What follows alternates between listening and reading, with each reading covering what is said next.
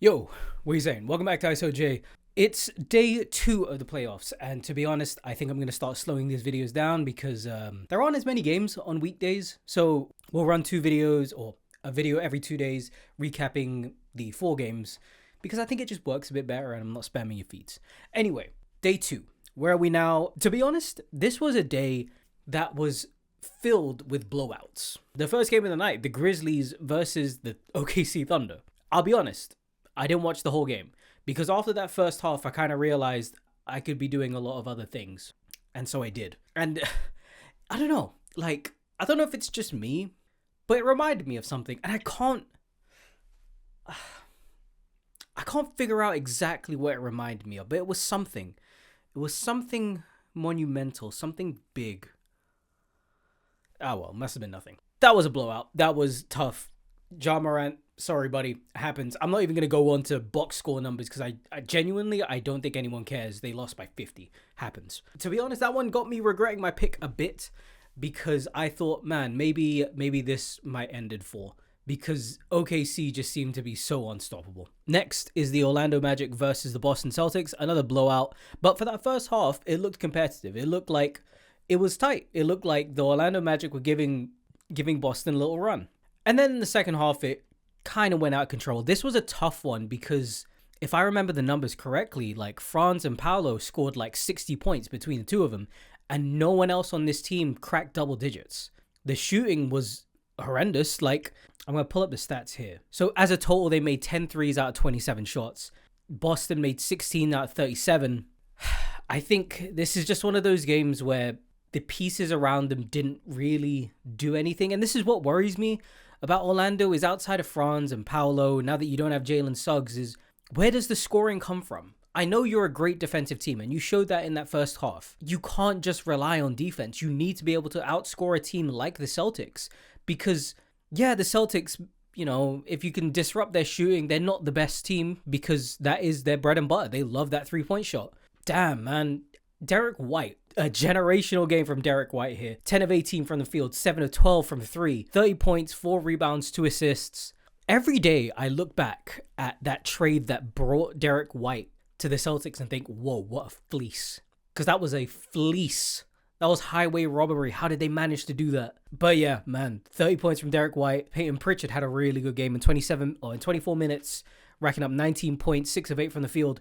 Good stuff from the Celtics, and this is kind of what we all expected. And I think because of the seeding of these teams, these results are to be expected. Let's be honest. No one thought that they would really contest. This might be a 5-game series. It might be a 4-game series. These ones might be sweeps. Anyway, on to the next series. It's the Cavs versus the Miami Heat.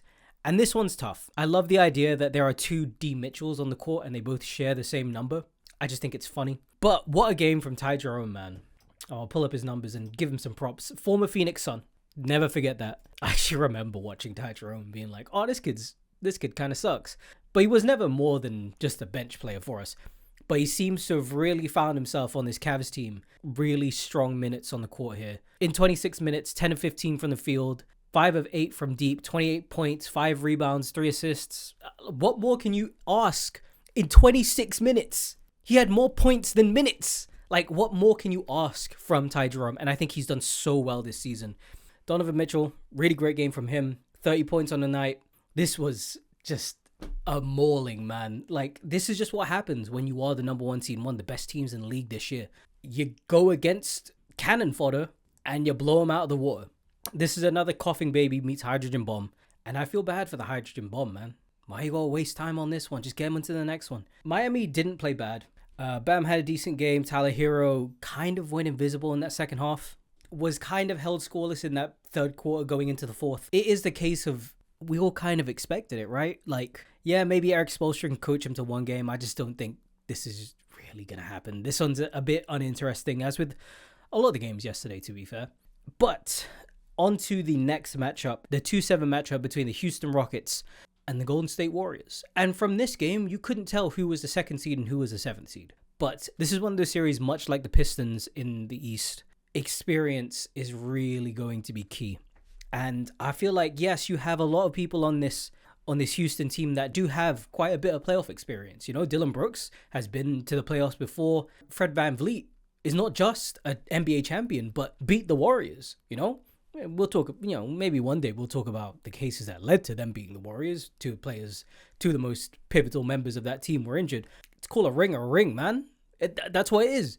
And for Fred VanVleet to put up as much of a stinker as he did today has me a bit worried. I do believe that next game will be different, and I don't think Fred VanVleet will continue this, but the goal to shoot the way that he did and then to keep shooting, there were moments where you could tell that Fred VanVleet is one of those guys where you see the bottom of the net one time and you kind of don't forget about seeing the bottom of the net. It don't matter if you miss 5, 6, 7, 8, 9, 10, 13 times.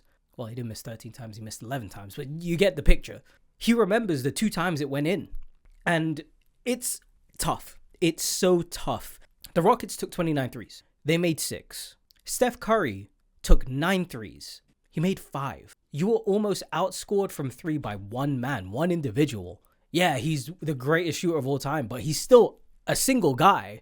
To be outscored from 3, especially for Fred VanVleet to go 2 of 13, it's tough. I don't think this will happen again. Fred VanVleet ended the game 10 points, 7 rebounds, and that's about it. Jalen Green had a bit of a nightmare performance in 30 minutes, went 3 of 15. It's tough, right? 0 of 4 from 3. This team needs those 2 guys to contribute because it can't just be Alperen Sengun. Because if your next best scorer after Alperen, who had a pretty decent game, 26-point outing, is Dylan Brooks with 11 or Jabari with 11, this is going to be a long series for you. And to get 11 from those 2 guys is not a bad thing. It's kind of what you expect from them. Yes, Jabari is great. Played 25 minutes this game, and I get it. He was the number 3 overall pick for a reason. A great talent. When you have your guys who are supposed to score for you, that 11 don't feel the same. Because that 11 looks great when everyone else is scoring. Jabari took 3 shots. Made 4 free throws. Yeah, sure, he had 11 points, but you kind of want more from your main guys. Steph had a Stephen Curry game. 5 of 9 from 3, 12 of 19 from the field, 31 points. Godlike efficiency, 62, 55, 100. Jimmy Butler did his thing as well. Draymond Green was... What did Draymond Green do? Draymond Green was useful in other ways. I'm very worried about the Rockets. I can't lie. They are a young and very inexperienced team. I'm kind of hoping that it goes a little bit pear-shaped for them. Because to me, it's like, oh, okay, hey, as a Suns fan, we'll take your picks. I could see you a little bit desperate. You need a bucket getter. We know one. We got a couple, actually, if you want them. So that's where I think the Rockets are. I think it's going to be tough. I really hope the Rockets can make something of this series. I hope that this 2 seed just doesn't go to waste behind a horrific season like this. Only time can tell. I hope this goes to 7 because I think that would be pretty interesting. I think if we get some exciting matchups, it'll be great. But yeah, I guess that's day 2 of the NBA playoffs. As I said, we'll be doing these a little bit more staggered because there's only 2 games a day. If something big happens, you'll see me again. If not, I'll be on the next day. But yeah, I hope you guys have a good day wherever in the world you are. Hope that, things go well. I hope everything goes your way today, buddy. But yeah, if you liked the video, go ahead and leave it a like. If you liked it a little bit more, just that teeny tiny little bit more, a subscription goes a long way. I appreciate the hell out of you. I'll see you in the next one. Bye-bye now.